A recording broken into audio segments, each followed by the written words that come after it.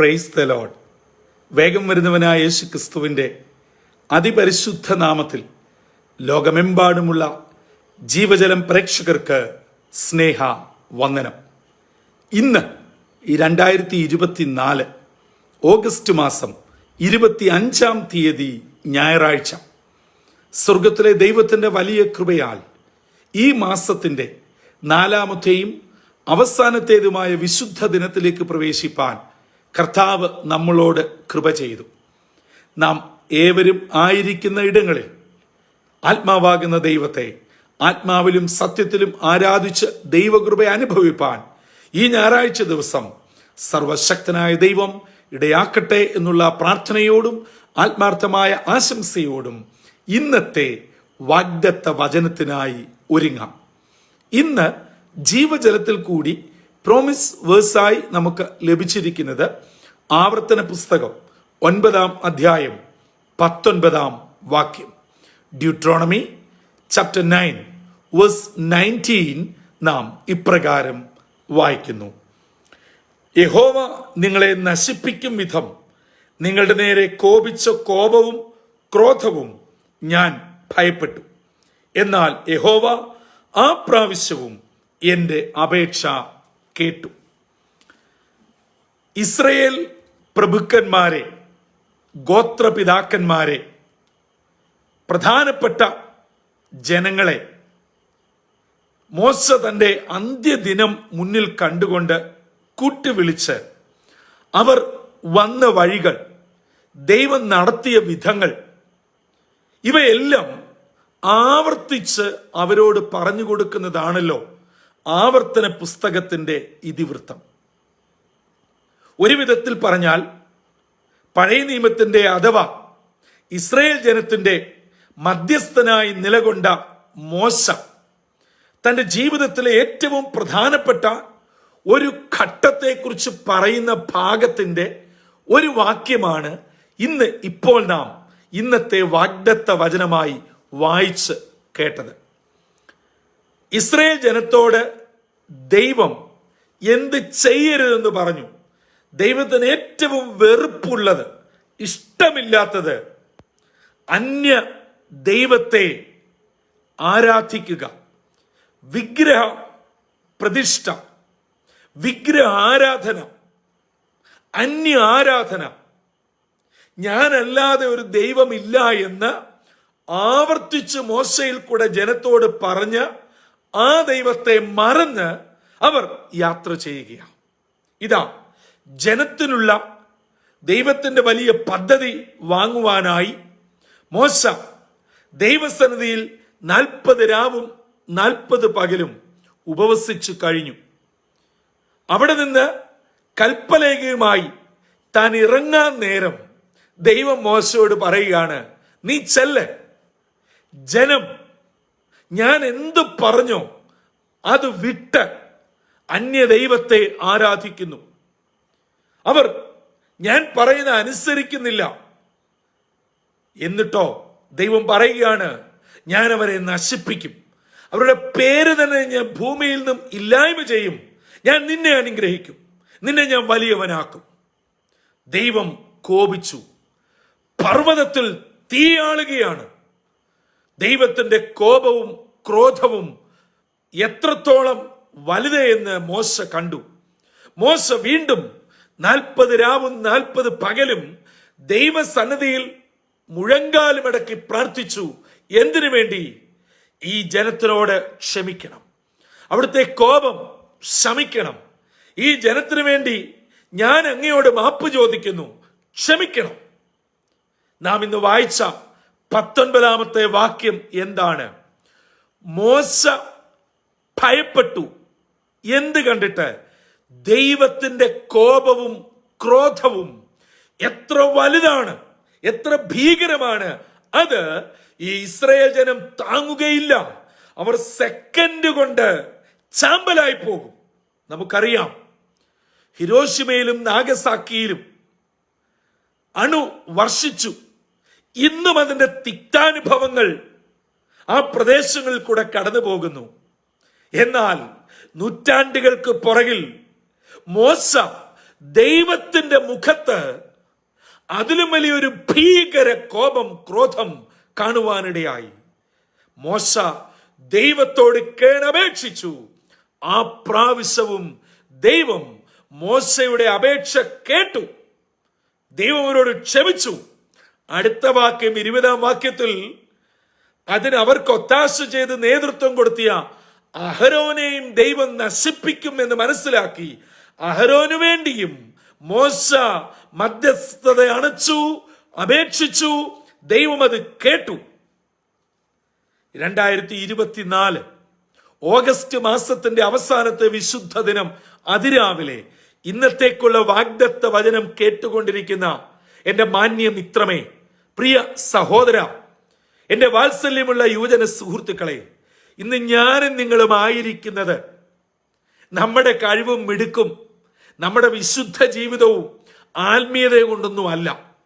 നമുക്ക് വേണ്ടി പണ്ട് ഇസ്രായേൽ ജനത്തിന് വേണ്ടി ഒരു മോശ അവരറിയാതെ ഇടുവിൽ നിന്ന് അപേക്ഷിച്ചതുപോലെ ഒരുപക്ഷെ നമ്മുടെ മാതാപിതാക്കൾ, നമ്മുടെ ഫോർഫാദേഴ്സ്, അവരൊക്കെ വരാൻ പോകുന്ന തലമുറയ്ക്ക് ശാപമുണ്ടാകരുത്, നശിച്ചു പോകരുത്, കർത്താവിന്റെ വരവ് വരെ എന്റെ തലമുറ നിലനിൽക്കണമെന്ന് വിശുദ്ധിയും വേർപാടും ദൈവകൃപയുമുള്ള നമ്മുടെ പൂർവ്വപിതാക്കന്മാർ ദൈവസന്നിധിയിൽ മധ്യസ്ഥത അണച്ചതിന്റെ ഫലമാണ് ഇന്ന് ഞാനും നിങ്ങളും അനുഭവിക്കുന്ന നന്മ.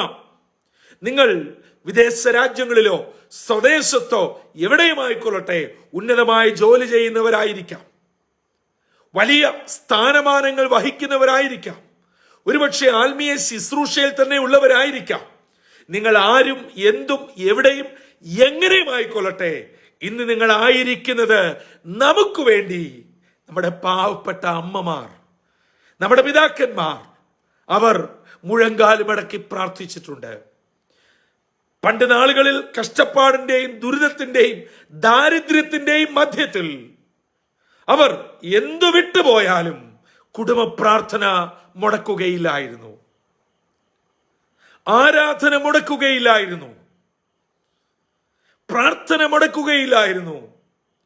സന്ധ്യയാകുമ്പോഴേ കുഞ്ഞുങ്ങളോട് പറയും, പാട്ടുപാടി വേദപുസ്തകം വായിച്ച് പ്രാർത്ഥിച്ചിട്ട് പഠിക്കാനിരിക്കണം.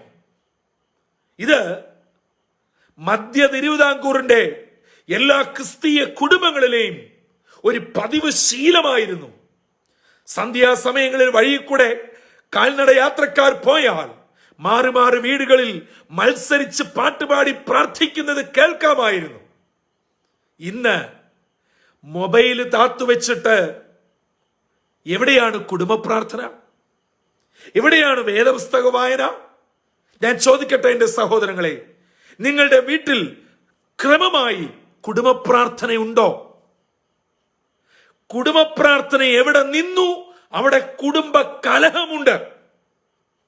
ഇന്ന് നിങ്ങളുടെ വീട്ടിൽ കുടുംബകലഹമുണ്ടോ? അതിന്റെ കാരണം കുടുംബ പ്രാർത്ഥനയില്ല. ഇന്ന് വാഹനമുണ്ട്, എല്ലാ സൗകര്യങ്ങളുമുണ്ട്, ആരാധന മുടങ്ങുകയാണ്. ശരിയല്ലേ? കുഞ്ഞുങ്ങളെ ഏറ്റവും നല്ല ടെക്നോളജി, അഡ്വാൻസ് ടെക്നോളജി ഒക്കെ പഠിപ്പിച്ച് ഉന്നതമായ വിദ്യാഭ്യാസം കൊടുക്കണം. പക്ഷേ ഈ ദൈവത്തിന്റെ വചനം നമ്മുടെ കുഞ്ഞുങ്ങൾ വായിക്കുന്നുണ്ടോ, പാലിക്കുന്നുണ്ടോ എന്ന് എത്ര പേർ ശ്രദ്ധിക്കുന്നു? ഞാൻ പറഞ്ഞു വന്നത്, ഇന്ന് നമ്മൾ ഈ അനുഭവിക്കുന്ന നന്മ മുഴുവനും നമ്മുടെ പാവപ്പെട്ട മാതാപിതാക്കൾ മുഴങ്കാല് മടക്കി മോശ ഇസ്രായേൽ ജനത്തിനു വേണ്ടി അപേക്ഷിച്ച് നടുവിൽ നിന്നു. അത് ഇസ്രായേൽ ജനം അറിഞ്ഞില്ല, അഹരോൻ അറിഞ്ഞില്ല, ദൈവവും മോശയും മാത്രം അറിഞ്ഞു. അതെ, നമ്മൾ അറിയാതെ നമുക്ക് വേണ്ടി ഒത്തിരി പേര് പ്രാർത്ഥിക്കുന്നുണ്ട്. പ്രിയമുള്ളവരെ, നിങ്ങളത് അറിയാഞ്ഞിട്ടാണ്. പണ്ട് കാലങ്ങളിൽ നമ്മുടെ ഗ്രാമപ്രദേശങ്ങളിൽ നടന്ന് കയറി പ്രാർത്ഥിക്കുന്ന വളരെ ഭക്തന്മാരായ എന്നാൽ സാമ്പത്തികമായി വളരെ പിന്നോക്കമുള്ള അനേക ദൈവമക്കൾ, ഉപദേശിമാരുണ്ടായിരുന്നു. പലർക്കും പ്രാർത്ഥിക്കാനൊന്നും അറിയത്തില്ല. വേദപുസ്തകം കൈ കൊണ്ട് നടക്കുന്നെങ്കിലും ഒരു വാക്യം വായിക്കാൻ പോലും അക്ഷരാഭ്യാസം ഉള്ളവരായിരുന്നില്ല അതിൽ പകുതി പേരും. പക്ഷേ അവർ നമ്മുടെ വീടുകളിൽ കയറി പ്രാർത്ഥിക്കും. നമ്മുടെ അമ്മമാർ എത്ര ദാരിദ്ര്യത്തിലാണെങ്കിലും അന്നത്തെ കാലത്ത് ഒരു പിടി അരിയെങ്കിലും കൊടുക്കും. കുഞ്ഞുങ്ങൾക്കൊന്നും കൊടുക്കാതെ അരിപ്പട്ടിക്കകത്ത് പൂഴ്ത്തി വെച്ചിരുന്ന മുട്ടയെടുത്ത് പുഴുങ്ങിയെങ്കിലും കൊടുക്കും. ഇതൊക്കെ ഞാൻ എൻ്റെ കണ്ണുകൊണ്ട് എൻ്റെ മാതാപിതാക്കൾ ചെയ്യുന്നത് കണ്ടിട്ടുണ്ട്. അതിൻ്റെയൊക്കെ ഫലമാണ് ഇന്ന് നമ്മൾ അനുഭവിക്കുന്ന നന്മകൾ മുഴുവനും. നമുക്ക് വേണ്ടി എനിക്ക് ധൈര്യത്തോടെ പറയാം, ഞാൻ ഇന്ന് ഈ നിലയിൽ നിങ്ങളോട് വചനം പറയത്തക്കവണ്ണം പ്രാപ്തമാക്കിയത് എൻ്റെ പ്രാർത്ഥന കൊണ്ടൊന്നുമല്ല, എൻ്റെ മാതാപിതാക്കളുടെ അവരുടെ കണ്ണുനീർ, അവരുടെ പ്രാർത്ഥന, അവരുടെ അപേക്ഷ സ്വർഗത്തിലെ ദൈവം കേട്ടത് കൊണ്ട് മാത്രമാണ് ഇന്ന് അനുഭവിക്കുന്ന സകല നന്മകളും. മറക്കരുത്, നമ്മുടെ അടുത്ത തലമുറ അനുഗ്രഹിക്കപ്പെടണമെങ്കിൽ, ദൈവകോപത്തിനും ക്രോധത്തിനും പാത്രീഭൂതരായി തീരാതിരിക്കണമെങ്കിൽ ചെയ്യേണ്ടത് ദൈവസന്നിധിയിൽ പ്രാർത്ഥിക്കണം. ഇന്നത്തെ ദിനം എന്നെ കേൾക്കുന്ന പ്രിയ ദൈവജനമേ, നിങ്ങളൊരു തീരുമാനമെടുക്കണം. നിങ്ങൾ ഇന്ന് ആരാധനയ്ക്ക് പോവുകയോ പോകാതിരിക്കുകയോ എന്തുമായിക്കൊള്ളട്ടെ, ദൈവസന്നിധി തീരുമാനിക്കണം. ഞാൻ ഇടിവിൽ നിൽക്കും, മധ്യസ്ഥയണയ്ക്കും. അതെ, ആരെനിക്ക് വേണ്ടി പോകും, ഞാൻ ആരെ അയക്കേണ്ടു എന്നുള്ള ശബ്ദത്തിന് മുമ്പാകെ ഇന്നാര് മുഴങ്കാലും അടക്കും. കൊയ്ത്തധികമുണ്ട്, വേലക്കാരോ ചുരുക്കം. ഇന്ന് ഈ വെല്ലുവിളി ഏറ്റെടുക്കുവാൻ തയ്യാറാണോ? അതുകൊണ്ട് നശിക്കുന്ന തലമുറയ്ക്ക് വേണ്ടി നമ്മൾ ഈ ദിവസങ്ങളിൽ ഓരോ പുതിയ ഞെട്ടിക്കുന്ന വാർത്തകൾ ദൃശ്യ പത്രമാധ്യമങ്ങൾ കൂടെ വായിക്കുകയും കാണുകയും കേൾക്കുകയുമാണ്. ഈ ഒരു സാഹചര്യത്തിൽ ഞാൻ ചോദിക്കട്ടെ, നമുക്ക് ഈ നശിച്ചു പോകുന്ന തലമുറയോർത്ത് പ്രാർത്ഥിക്കാൻ എൻ്റെ അമ്മമാരെ, പിതാക്കന്മാരെ തയ്യാറാകുമോ? നമ്മളൊക്കെ അനുഭവിച്ച നന്മ നമ്മുടെ മാതാപിതാക്കൾ പ്രാർത്ഥിച്ചതിൻ്റെയാ, മുടങ്ങാതെ ആരാധന കൂടിയതിൻ്റെയാ, ദൈവമക്കളെ ആദരിച്ചതിൻ്റെയാ, ദൈവദാസന്മാരെ വിളിച്ചു മാസം തോറും ഭവനങ്ങളിൽ പ്രാർത്ഥന നടത്തിയതിൻ്റെയാ. ഒരു പ്രാർത്ഥന നടത്താനുള്ള സൗകര്യങ്ങൾ അന്നത്തെ വീടിനില്ല. ഇന്ന് വലിയ ഭവനം, വാഹനം, സൗകര്യം, 50 പേർക്ക് വരെ നല്ല മൃഷ്ടാന്ന ഭോജനം കൊടുക്കുവാനുള്ള സാമ്പത്തിക ശേഷി ഒക്കെ ഉണ്ട്. പക്ഷേ വീട് പൂട്ടിയിട്ടിരിക്കുകയാണ്. ഒരാളെ ഭവനത്തിനെത്തി കയറ്റി പ്രാർത്ഥിക്കുകയില്ല. നമ്മുടെ സഭയിലെ അച്ഛനോ പാസ്റ്ററോ ശുശ്രൂഷകനോ വന്നാൽ വന്നു. നിർഭാഗ്യവശാൽ കോവിഡിന് ശേഷം ഇന്ന് ദൈവദാസന്മാരുടെ ഭവന സന്ദർശനവും നിന്നുപോയി. അത് അവർക്കൊരു അഡ്വാൻറ്റേജ് ആയി തീർന്നിരിക്കുകയാണ്. അങ്ങനെ പോലും ഒരു ഭവന സന്ദർശനം ഇന്നില്ല. ഇതല്ലേ സംഭവിച്ചിരിക്കുന്നത്? അതുകൊണ്ട് ഇന്നത്തെ വാഗ്ദത്ത വചനം നമ്മളെ വല്ലാതെ തൊട്ടുണർത്തുകയാണ്. ഉണരാം, പ്രാർത്ഥനയ്ക്കായി തീരുമാനിക്കാം, മറ്റുള്ളവർക്ക് വേണ്ടി അപേക്ഷിക്കാം. എൻ്റെ സഭ, എൻ്റെ കുടുംബം, എൻ്റെ ചുറ്റുപാട്, എൻ്റെ ഗ്രാമം നശിച്ചു പോകരുത്. പണ്ട് കാലങ്ങളിൽ നമ്മുടെ മാതാപിതാക്കൾ പ്രാർത്ഥിക്കുമായിരുന്നു, കർത്താവേ, പെട്ടെന്നുണ്ടാകുന്ന ഇടിമിന്നൽ, വിഷവാതകങ്ങൾ, വെള്ളപ്പൊക്കം, ഉരുൾപൊട്ടൽ, പേവിഷബാധകൾ, സാംക്രമിക രോഗങ്ങൾ, ഇവയിൽ നിന്നെല്ലാം ഞങ്ങളെയും ഞങ്ങളുടെ കുടുംബത്തെയും ഞങ്ങളുടെയും ദേശത്തെയും രക്ഷിക്കണമേ, വിടുവിക്കണമേ എന്ന് നമ്മുടെ മാതാപിതാക്കൾ അതിരാവിലെ എഴുന്നേറ്റ് പ്രാർത്ഥിക്കുമായിരുന്നു. ഞാൻ എൻ്റെ പിതാവിൻ്റെ അന്ത്യ ദിവസം വരെയും ഈ പ്രാർത്ഥനയുടെ ശബ്ദം കേട്ടിട്ടുണ്ട്. അതുകൊണ്ട് എന്തു പറ്റി? ഇന്ന് പ്രാർത്ഥിക്കുവാൻ ആളില്ല, ദേശത്തിനു വേണ്ടി ഇടിവിൽ നിൽക്കുവാൻ ആളില്ല. നമുക്കുണരാം, പ്രാർത്ഥിക്കാം. ചാവാറായ ശേഷിപ്പുകൾ മാറിപ്പോകട്ടെ. ദേശത്തിനു വേണ്ടി, കുടുംബത്തിനു വേണ്ടി, സഭയ്ക്ക് വേണ്ടി. ഇന്ന് ക്രിസ്തീയ സഭകൾ കൂട്ടായ്മകൾ എല്ലാം വെറും സംഘടനകളായി മാറുമ്പോൾ പ്രാർത്ഥിക്കുവാൻ ഒരുപറ്റം ദൈവമക്കളെ ഒരുക്കട്ടെ. നാളുകളായി നമ്മുടെ എല്ലാ സഭകളിലും വെള്ളിയാഴ്ച ദിവസങ്ങളിൽ ഉപവാസ പ്രാർത്ഥന നടക്കുന്നു. ചില അമ്മമാർ, ചില പിതാക്കന്മാരും ഒക്കെ പോയി പ്രാർത്ഥിക്കും. ആ കാലം കഴിഞ്ഞു. ഇന്ന് പേരിനൊരു ചടങ്ങ് നടക്കുന്നു. ആത്മഭാരമില്ല. മധ്യസ്ഥ അടയ്ക്കാനുള്ള വേദന ഉള്ളിൽ നിന്ന് പോയി.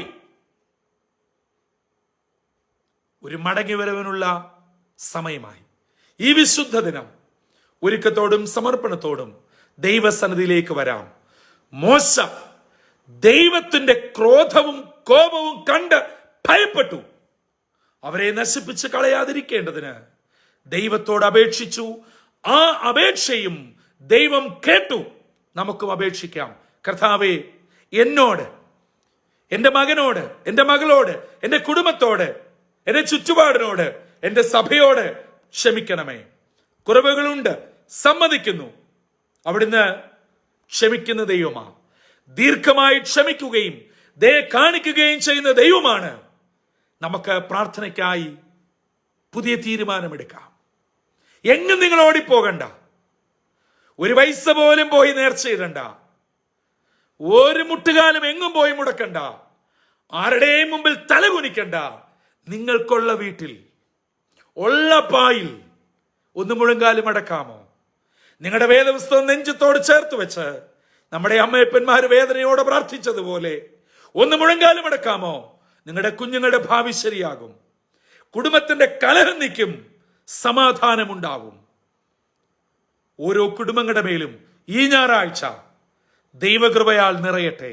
നന്മകൾ പൊതിയട്ടെ. നമ്മുടെ തടഞ്ഞു നിൽക്കുന്ന തടസ്സങ്ങൾ മാറട്ടെ. ബന്ധനങ്ങൾ മാറട്ടെ. സ്വർഗീയ അനുഗ്രഹങ്ങൾ, ഞാൻ പറയുന്നത് ഭൗതിക നന്മയല്ല, എല്ലാ സ്വർഗീയ അനുഗ്രഹങ്ങളും തമ്പുരാൻ നിങ്ങളുടെ മേൽ ചൊരിയട്ടെ. അങ്ങനെ എല്ലാ അനുഗ്രഹങ്ങളും പ്രാപിച്ച് കർത്താവിനോട് ചേർന്ന് ജീവിപ്പാൻ ഇന്നത്തെ ദിനം സ്വർഗത്തിലെ ദൈവം നമ്മെ ഏവരെയും ഇടയാക്കട്ടെ. അതിനായി നമ്മെ തന്നെ സമർപ്പിക്കാം. തലകളെ വണക്കാം, പ്രാർത്ഥിക്കാം. പരിശുദ്ധനായ ദൈവമേ, സ്വർഗീയ പിതാവേ, 2024 ആണ്ടിന്റെ 8ാം മാസത്തിന്റെ അവസാനത്തെ വിശുദ്ധ ദിനത്തിലേക്ക് ഞങ്ങളെ പ്രവേശിപ്പിച്ചുവല്ലോ. ഇസ്രയേൽ ജനത്തോട് ദൈവം കോപിച്ച് അവരെ നിശേഷം സംഹരിച്ചവരുടെ പേര് പോലും ഇല്ലാതാക്കുമെന്ന് മോശയ്ക്ക് മനസ്സിലായപ്പോൾ മോശ ദൈവസന്നിധിയിൽ നെടുമ്പാട് വീണ് അപേക്ഷിച്ചു. ആ അപേക്ഷ കേട്ട് ജനത്തോട് ക്ഷമിച്ച ഒരു ദൈവം ഇന്നും ജീവിക്കാൻ സ്തോത്രം. അപ്പാ, ഞങ്ങൾ അങ്ങയുടെ സന്നിധിയിൽ പരിപൂർണമായി സമർപ്പിച്ച് മാപ്പപേക്ഷിച്ച് ഈ വിശുദ്ധ ദിനം രാവിലെ അടുത്തു വരികയാണ്. ഞങ്ങളുടെ തലമുറകളെ അവിടുന്ന് മാനിക്കണമേ. ഞങ്ങളുടെ ദേശത്തോട് കരുണ തോന്നണമേ. ഞങ്ങളുടെ സഭയെ അവിടുന്ന് അനുഗ്രഹിക്കണമേ. ഞങ്ങളുടെ കൂട്ടാളികളെ, ഞങ്ങളുടെ ബിസിനസ് സ്ഥാപനങ്ങളെ, ഞങ്ങളുടെ ആരോഗ്യത്തെ, ഞങ്ങളുടെ മക്കളുടെ ഭാവിയെ തമ്പുരാൻ അവിടുന്ന് അനുഗ്രഹിക്കണം. ശത്രു തൊടുവാനിടയാകല്ലേ. ഒരു തിന്മദോഷങ്ങളും ഏക്കാതെ വണ്ണം തമ്പുരാൻ കാത്തു സൂക്ഷിക്കണം. ഇന്നത്തെ ദിനം അനുഗ്രഹത്തിന്റെയും നന്മയുടെയും ദിനമാകണം. ഞങ്ങൾ പുതിയ തീരുമാനത്തോടെ പ്രാർത്ഥനയ്ക്കായി ഞങ്ങൾ അടുത്തു വരുന്നു. ദൈവകൃപയാൽ നിറച്ച് എടുക്കുന്ന തീരുമാനത്തിൽ ഉറച്ചു നിൽപ്പാൻ ഞങ്ങളെ സഹായിക്കണമെന്ന് യേശു മശിഹാ മൂലം അപേക്ഷിക്കുന്നു. കൃപയോടെ കേൾക്കുമാറാകണമേ. ആമീൻ, ആമീൻ, ആമീൻ. പ്രിയ ദൈവജനമേ, മോശ ദൈവത്തോട് അപേക്ഷിച്ചപ്പോൾ ഒരു ജനതയെ തന്നെ ഇല്ലാതാക്കുമെന്ന് ഉറക്കെ പറഞ്ഞ ദൈവം അവരോട് ക്ഷമിച്ച് കനാൻ നാട്ടിൽ എത്തിച്ചെങ്കിൽ ഇന്ന് ഈ പകൽ സമർപ്പണത്തോടെ പ്രാർത്ഥനയോടെ അടുത്ത് വരാം. തമ്പുരാൻ നമ്മളോട് ക്ഷമിക്കും, നമ്മെ അംഗീകരിക്കും, നമ്മെ മാനിക്കും, നമ്മെ അനുഗ്രഹിക്കും. ഈ വിശുദ്ധ ദിനം ജീവജലത്തിന്റെ എല്ലാ പ്രേക്ഷകരെയും തമ്പുരാൻ ഈ നിലയിൽ മാനിക്കട്ടെ, അനുഗ്രഹിക്കട്ടെ. പക്ഷെ ഒരു കാര്യം, നമ്മുടെ പിതാക്കന്മാരുടെ നാളുകളിലെ പ്രാർത്ഥനയിലേക്ക് മടങ്ങി വരാം. അവർക്ക് വലിയ ഫാഷനോ വലിയ അക്ഷരാഭ്യാസമോ ഇംഗ്ലീഷ് പ്രൊനൗൺസിയേഷനോ ഒന്നുമില്ല.